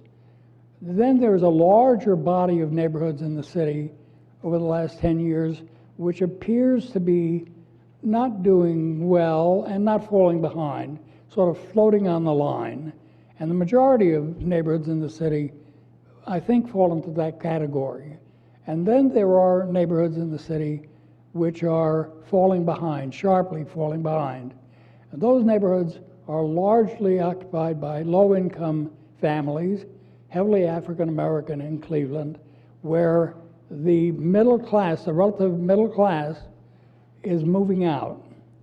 Now these are people that I'm talking about who are earning perhaps a total of $70,000 or $80,000 a year as a family, man, wife, modest jobs, civil service jobs, postman, that sort of thing, earning a fair amount of income, enough income, if they have a good credit rating, to get a FHA-insured mortgage and be able to buy a house in the suburbs.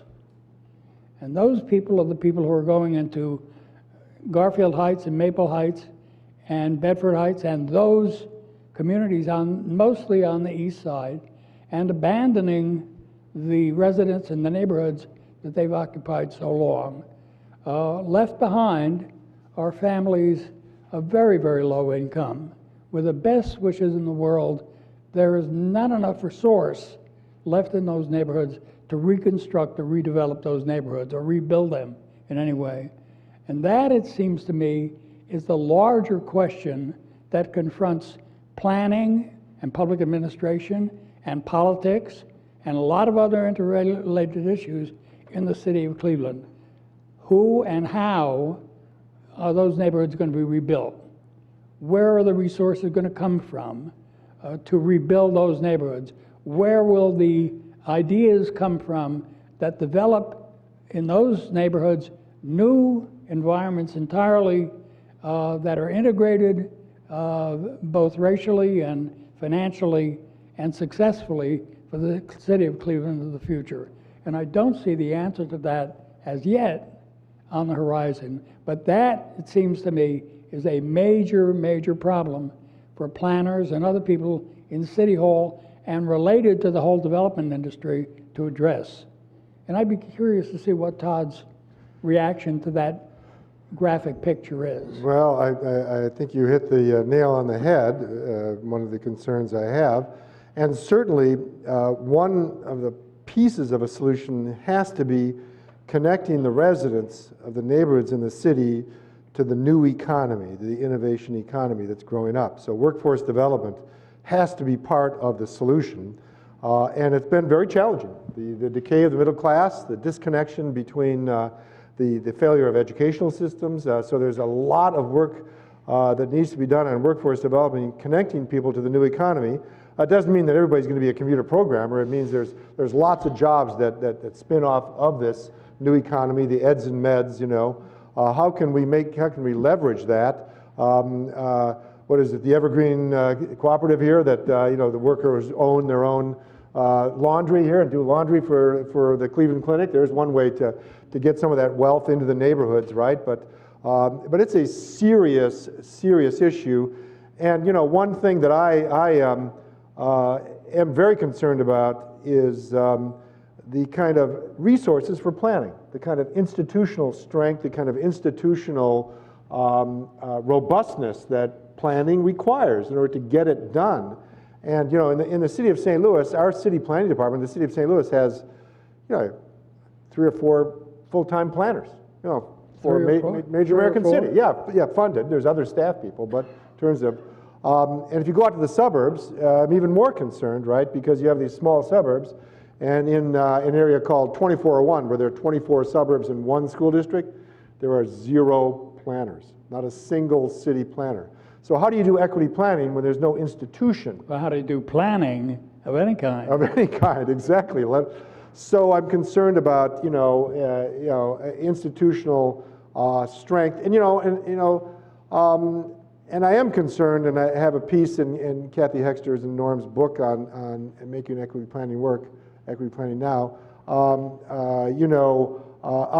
the suburbanization, and I am concerned that the environment in suburbs is not as friendly to low-income people as the environment in cities. I know that cuts against a lot of our views because central cities have been viewed as a real collection of poverty, right? But urbanism, which values public goods, in which you have a kind of a long history of community organizing back to the 1670s, a wealth of nonprofits and other institutions, community development corporations. When you go to the suburbs, you have just the opposite. You have a lifestyle that's based on privatism, an emphasis on private provision, whether it's transportation, recreation, or whatever, and you have a weaker institutional environment. So once again, the institutional question is right at the fore. How do you create strong institutions through which good policies can be planned and implemented? So my final question before I open up for Q&A to the crowd is, you mentioned focusing and concentrating investments and subsidies for affordability in neighborhoods that are doing well or picking up in that middle realm. I guess the question, to keep it completely open-ended, then what do we do in divested neighborhoods? What do we do to help in meeting that goal that Norm worked to and stabilizing them? The windows are narrowing in values. What's the plan? What do we do? What's the advice? Well, it doesn't seem to me to be illogical to focus a great deal of public resources on neighborhoods that are doing well. Neighborhoods that are doing well usually are creating their own development, their own success in many significant ways. The greater focus for most public subsidies, it seems to me, should be on middle-class neighborhoods that have a chance to go forward, but there should be a big residue of public subsidy to sustain those lower income neighborhoods as well, which means more resources. In general, that's a fundamental challenge, I think, that faces not only planning, but obviously government as well, an inadequacy of resources. And as Todd and others have pointed out, the federal government is the source or the potential source of most of those resources, and it's been cutting back and avoiding its responsibility for its older urban neighborhoods. Well, I agree with everything Norm said, and it's a great question. What do you do in neighborhoods that are disinvested, have high rates of vacancy and very weak markets? What do you do? And as I said, the opportunity space is limited for equity planners because you have a weak market. It's hard to leverage the market. What you need to do is you clearly do not abandon them because people are going to live there. People are living in these neighborhoods that have high rates of vacancy and abandonment, and it would be immoral and wrong, frankly, to simply abandon them. You invest in quality of life, try to improve the quality of life. If there are vacant homes being used as drug houses, you tear them down, you create community gardens, you try to make it a more attractive environment. But what you need to do is you shouldn't be investing development dollars in these neighborhoods. You shouldn't be investing, as I said, don't build new housing. You need to build the market for housing. You need to build the market before you build housing. So what does it mean to build the market? That means you got to have a number of things in place, right? You got to have relatively low levels of crime, a sense of safety. You've got to have public amenities like parks. You've got to have decent schools if you want families to live in there. So you've got a real challenge to build that up. It strikes me that in the areas of St. Louis and Cleveland where groups are doing this work, you have to concentrate your resources on nodes where you have a chance to create areas that will have some sort of sustainability, right? You can't spread it around like peanut butter. The peanut butter approach doesn't work in North St. Louis, I can guarantee you, and we've done a lot of that, by the way. Build a few houses there, build a few there. It just doesn't work. You need to have a plan that focuses on potential amenities that can actually be leveraged. I think what you're saying is sort of a version of what I was saying a little earlier, which is to say, if you've got an environment that is classified into three locations, one doing relatively well, or rather well, the other sort of floating on the line, but offering promise for success. The third, very, very low and low income, disorganized, no environmental infrastructure at all.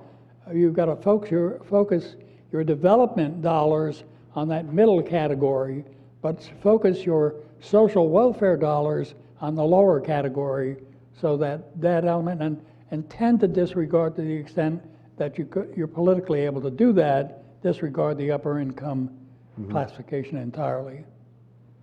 So, well, thank you, gentlemen, for your thought leadership in these questions, and I'd like to open up for Q&A with the crowd. We've answered all the questions. I take it. Good afternoon. I came late. I'm so sorry I missed a lot of it. But I want to address a couple of things that you talked about. First of all, Glenville Circle. There's two projects that are going on. One in Glenville Circle, one at Woodhill Homes called Purpose-Built Communities. There's work being done with CMHA property. There are people in place. I sit on every board that's affiliated with this. This is low-income housing, okay? First of all, to rebuild anything, you have to start with rebuilding the spirit of the people who live there, okay? In order to start restructuring anything. When people's spirits are broken and it's so much it's so much disconnect, there's so much systematic things that have been done over the years as far as low-income housing is concerned. People are detached, people are desperate, people are in despair. So we have to stop referring to it like we're a piece of garbage that's thrown away in our neighborhoods. We have to start building. There is plans in process right now for Woodhill Homes. I just left city architect yesterday. The first part of the draft was accepted. That's only a scratch of the surface of the work that has to be done in the area. But we have to start somewhere. We're trying to build new homes as far as public housing is concerned. We're trying to give people a fair shake, the ones that live in public housing, the opportunity to come out of public housing and buy their first homes. So it's a lot of things that has to be in place. There are a lot of things to try to rebuild our communities, to have people stay in the community where they work, live, and play. So we have to start with the spirit before we start tearing down anything. Yes, people are moving to the suburbs, but we want to keep them in the neighborhoods where they grew up at. So let me just say that first of all, okay? Thank you, Ms. Marilyn. Is there a question there? Oh, there's a question. The question is, so how do you think that the structure should start instead of tearing it down? Let's start bringing it. All these programs are great, but we talk about bringing it to these low-income communities, as you say. But first of all, where would you start as far as rebuilding the spirit of the people that already live there? Well, you know, I'll Yeah. take a quick crack at this, Norm. Thank you, ma'am. Those are great comments. If you study the literature on neighborhood change and what happens to neighborhoods, it turns out that people's perceptions are powerful. Now, obviously, they interact with objective conditions on the ground, but the most important element in the future of a neighborhood is the confidence of the people who live there in the neighborhood. If they think the neighborhood's going to go down, remember I talked about the self-fulfilling prophecy of the Chicago school? If you say there's a neighborhood life cycle in older urban neighborhoods that are racially integrated are automatically going to fail, they're going to fail, folks. But if you believe that they can succeed, that's a crucial element. Now, obviously, you need to also put in place something that builds on that confidence, right? So you've got to have real improvements. But you've hit the nail on the head. There's nothing more important than confidence in a neighborhood. And it turns out, of course, it's influenced by race, it's influenced by class, it's influenced by the media, the way the media covers neighborhoods, you know, the way the media covers cities. If it bleeds, it leads. All you hear about is murder and mayhem. In St. Louis, we've had a number of murders that are on the front page every day, and that's making it very difficult to do work in some of these neighborhoods. So, you know, you've got to shape the perceptions and think about language, think about the way we talk about our neighborhoods, right? And I think that's very, very important. And, you know, we want self-fulfilling prophecies, right, in the right direction. I would just echo those remarks. Obviously, there's a certain amount of community organizing that's important in some of these neighborhoods, and a certain amount of meeting together, talking together, developing a series of conversations around shared values and goals and objectives. But, you know, the final support for community enthusiasm is a tangible physical project, a park, a meeting house of some sort, a police substation, something like that, which is a tangible demonstration of government toward the neighborhood. And in order to do that, of course, you have to mobilize funds, and that's the big question in cities like Cleveland, or a big question in cities like Cleveland. Thank you so much for this this presentation. It's been so interesting. I've had for 30 years I've had people ask me, "How's your neighbor doing? Is it coming back? Is it revitalizing? How's Cleveland doing? Are you back yet?" And about 2 years ago I just said, "Stop. We don't say that anymore because we just are. We are who we are," and that speaks partly to the language of, who's the winners, who's the losers, who's gentrifying, who's not, who's the poor neighborhood, who's the good neighborhood, who's the bad neighborhood. So I was wondering if you could speak a little bit to the language that's underneath the quality of my neighborhood, which is the community engagement and the community building work that's become much more in vogue these days, and how connections change and affect quality of life when neighbors are connected with one another. I'm sorry, I didn't hear. Just talking about community engagement and the community and how people are attempting to build a stronger sense of neighborhood commitment and confidence, right? And how we can do that. In terms of the planning function of the planning being community, speaking in terms of community building and community engagement, and creating connections between neighbors as a way to improve quality of life, rather than so much focus on the built environment. Well, I'm just going to say a few things. Do you want to start, Norm? Go ahead. If the issue is building support for the community and faith in the community, community organizing should play a role in that process. And there are some examples of community organizations in Cleveland that have been in business going back to the 70s, in my knowledge, that are still in business and provide block clubs and annual meetings and dinners and that sort of thing as a means of cementing the elements in the community together. Block Watch is a feature of that, and any number of other kinds of social development issues that come out of good community organizing. So that's something that I don't think should be overlooked. I agree completely. And we live in this digital age where people are online, walking around looking at their phones, right? And you can connect with anybody across the globe in a nanosecond. And but it's true as it's ever been. Face-to-face relationships are just as important as they've ever been.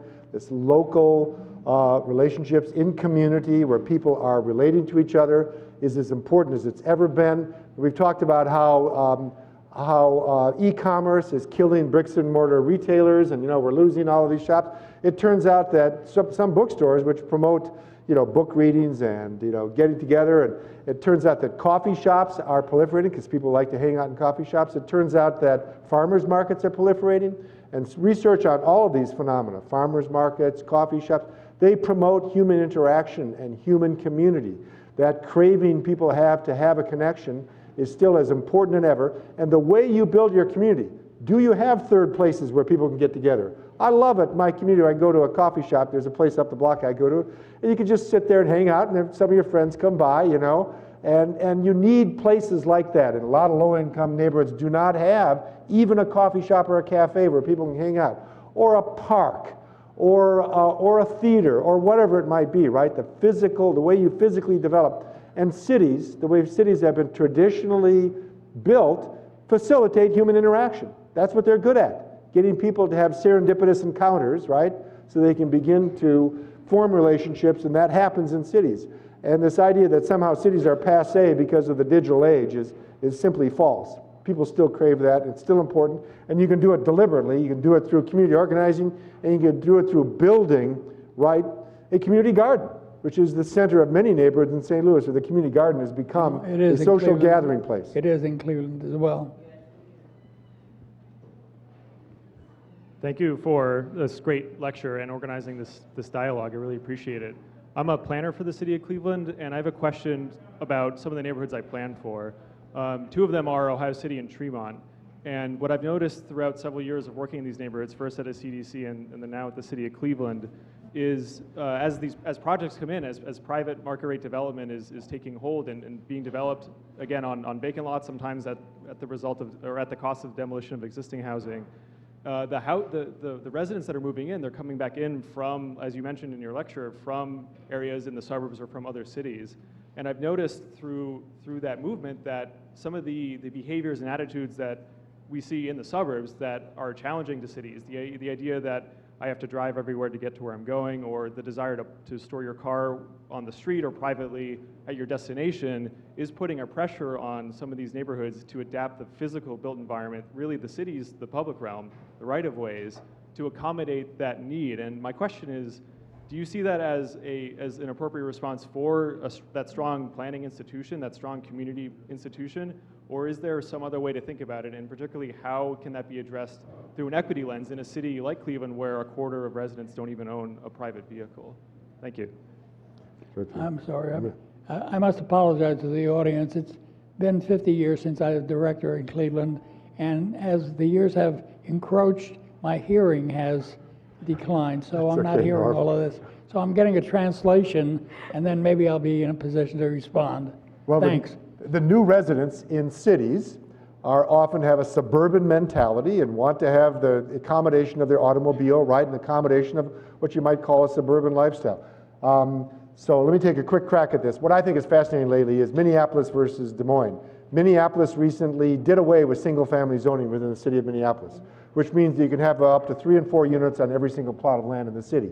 That's going to increase density. I got friends, I grew up in the Twin Cities, and they friends called me, this is going to be a problem, what about parking and stuff? I think it's great. I know that we should be concerned about issues of parking and that, but density promotes transportation, which reduces the burden on low-income households, and we can have more robust public transportation. So I'm definitely in favor of moving toward not accommodating the automobile, but accommodating urbanism, right? The mix of uses, the density, the connection among land uses. Des Moines, Iowa is considering just the opposite, passing a zoning law which will make all new development in the city of Des Moines look like suburban development, be at least this big, at least as big a lot, right? I think we can't compete with the suburbs, folks. If you want to compete with the suburbs, they're going to beat us every time. You know, the inner cities, right? You might as well do our strength. Our strength is urbanism. So my advice to you is don't buy it. Urbanism as density. Yeah. Yeah, if you were looking at the city of Cleveland, for example, you could imagine a future city with Euclid Avenue as the main high-density core running from Public Square to University Circle, maybe with megastructures. Believe it or not, a guy named Little, well, it wasn't John, there was in the 1969, I know this is ancient history to many of you, but in 1969 there was a show at the Museum of Art, and the Museum of Art was conceptualized visions of Cleveland in the future. And one of the small sketches that was in that show was exactly that, a megastructure, that is to say, a Le Corbusian multi-use structure that stretched from Public Square to University Circle and encompassed in that most of the population and most of the land uses of the city. And large areas of the rest of the city were in public parkland. Now, I don't imagine quite that, but at the same time, the point that is made here, that density is very, very important in terms of resource saving, and in the face of climate change, is a very important issue that's going to be becoming more and more significant in the future. And it is likely that cities will go the direction that we're talking about here, increasing density, increasing multi-use, and downplaying the role of the automobile and going for alternative transportation solutions. Hi. So I guess I kind of have two questions, but I guess one, maybe you can just clarify before I ask. You were talking about concentrating resources, and I was just wondering, did you mean like within the city itself? Like, so it's not like spread across, like, did you mean within certain neighborhoods in the city, or did you mean concentrated resources like across the city itself? I meant to say that in areas that have extremely weak markets, if you're going to do development, you're going to have to engage in some real targeting of resources. If we had a munificent federal government who gave us sufficient resources, maybe could attack the whole north side of St. Louis. But without that, we're going to have to use our limited resources in a very targeted way that can jumpstart the market before we build housing, right? So that's what I meant by that. And by the way, that's a political problem. We all know that. That aldermanic, ward-based politics tends to spread things around. It's very hard to get that kind of targeting we're reducing the size of our board of aldermen, but... Same problem in Cleveland. You have to strategize about that, and in general, the planning strategy has been find a strong point, a solid development, a solid activity, and build off it. In other words, build around it and then spread out into the surrounding community. That's been a sort of a central kind of an objective. But if you look at it the way I tried to explain it earlier, with these three classifications, solid, upper income, middle class, potential but floating on the line, and lower income, the focus of most development activity has to be, in my judgment, in the middle. So, okay. So if it has to be in the middle, how do you explain suburbia? Like, isn't that just the very definition of the peanut butter spreading that you were talking about doesn't work? I mean, it absolutely worked for suburbia. It's been working for the past 50 years. So why couldn't a similar concept be applied to cities instead of having all these, pockets in the city where, like you say, the market is, suffering or it's not doing well? Why isn't there more sort of peanut butter investment within the city limits as opposed to just taking everything out to the burbs, including jobs and, all that kind of stuff, resources? This is an interesting question, probably raises some sort of profound issues, but I think that suburbanization was one moment in history when a very wealthy society found that you can live on, 3/4 acre lots with everything serviced by the automobile, with cheap gasoline, with cheap mortgage credit, with no concern about the environment, so I think that that principle, and by the way, that principle was driven in part by racial fears that came from that constellation of forces I talked about, right? At one point in the 50s and 60s, that kind of perfect storm of development, and people still have tremendous fears racially that partly stem, if you read Segru's study of Detroit, The Origins of the Urban Crisis, he says that racism historically learned and is actually materialized in neighborhood development. So people see it and they go, of course, I've got to move away from immigrants and African Americans and Latinos, right? Because that leads to downward mobility of the place, right? Well, I don't think we're there now. I think there's a different dynamic going on. I would disagree with Todd on one point. I don't envision the abandonment or the quasi-abandonment of the suburbs. There's much, much too much of an investment in infrastructure and people's lives and fortunes and so on. The suburbs, to some extent, are going to be with us for as long as the foreseeable future. But the focus in the future, I agree, is going to be more and more urban. And it's going to be more and more urban because climate change, I think, alone will demand the most efficient use of energy. And heating energy and energy in general is best served in a high-density situation. And that's what I think the city's going to be more and more Corbusian in the future. Todd, in your research, have you come across strategies that allow low-income residents to share in the growing creation of wealth in communities that are coming back? I'm thinking here of limited equity co-ops. Yeah, there are lots of instances. Ultimately, it boils down to ownership of the land, right? Who controls the land controls largely whether you can benefit or not benefit from the neighborhood going up, right? So if people from outside own the land, they're going to take that profit and take it elsewhere. So, limited equity co-ops are something that has been tried, and it's a relatively small phenomenon, but where it has been tried, it works. The problem there is that it limits equity appreciation, right? So you can't tap that equity.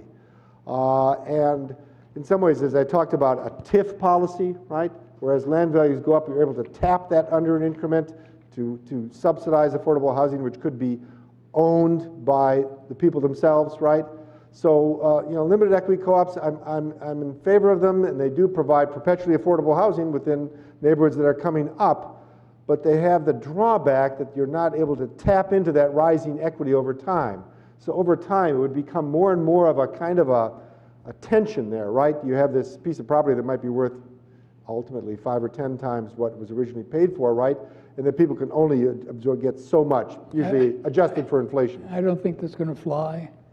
I don't think it's going to fly on any large measure, because there is this notion that people would like to have their property appreciate, but at the end of the property appreciation, they want to be able to leave something tangible to their heirs.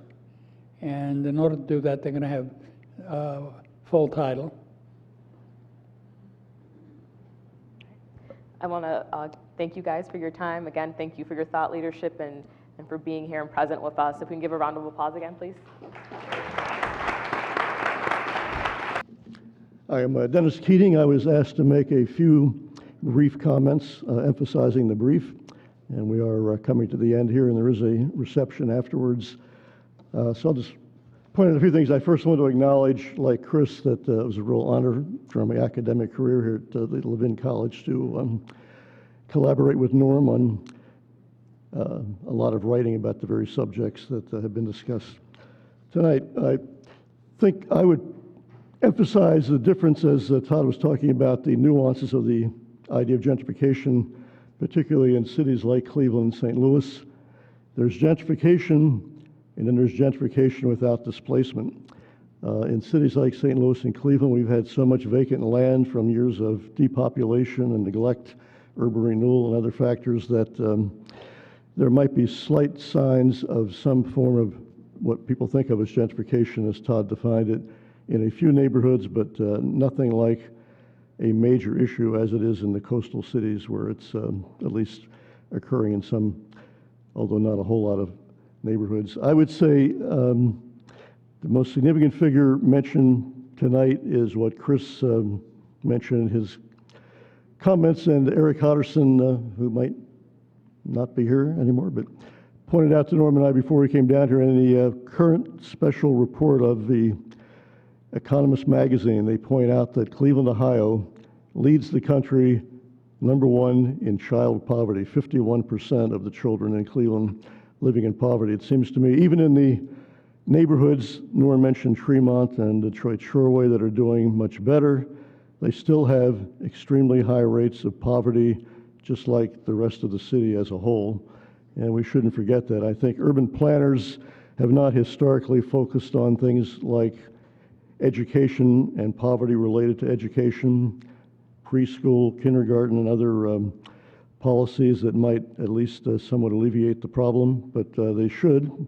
Not very far from where we are over in the central neighborhood, arguably the poorest neighborhood in the city of Cleveland, highest concentration of poverty in public housing in the state of Ohio. When I came here in 1983, a few years after Todd, a lot of that neighborhood, other than the public housing projects, was vacant. Now it's mostly filled, not with upper income gentrifiers, but pretty modest and middle-income housing. They live side by side. I don't think there's a whole lot of interaction or integration. But that neighborhood was designated on the Obama administration as a promised neighborhood. Many institutions, including Cleveland State University, were involved and are involved still in trying to help the children of the central neighborhood do better. There is no more promised neighborhood program federally, but I think that's the kind of issue that really has to be emphasized in cities like Cleveland and St. Louis, neighborhoods like that are at mixed income but have high rates of poverty, or even in neighborhoods that are doing better, still have high rates of poverty. Hundreds of urban planners are going to be here in Cleveland the rest of the week from the state of Ohio. I would hope that they would, like Norm had in his career, talk about issues of poverty and what might be done, whether it's urban planning departments or at least city governments that need to pay attention, not just anti-poverty agencies where they still exist. There is the United Way in Cleveland, which announced its #1 priority was to deal with the root causes of poverty now. And we've had a lot of discussion, particularly in the community development community, about inequality. Even in the presidential campaign so far, at least the word inequality has been an issue, not so much poverty. So my message would be we need to focus in both types of neighborhoods, whether gentrifying or not, the root causes of the despair that features a lot of those neighborhoods, and particularly, as Norm mentioned, in the African-American neighborhoods of Cleveland, and likewise, I believe, in St. Louis. So with that, I think we're adjourned. Thank you to our panel and to Todd Swanson. Thank you for coming. And there is a reception over there. Thank you very much.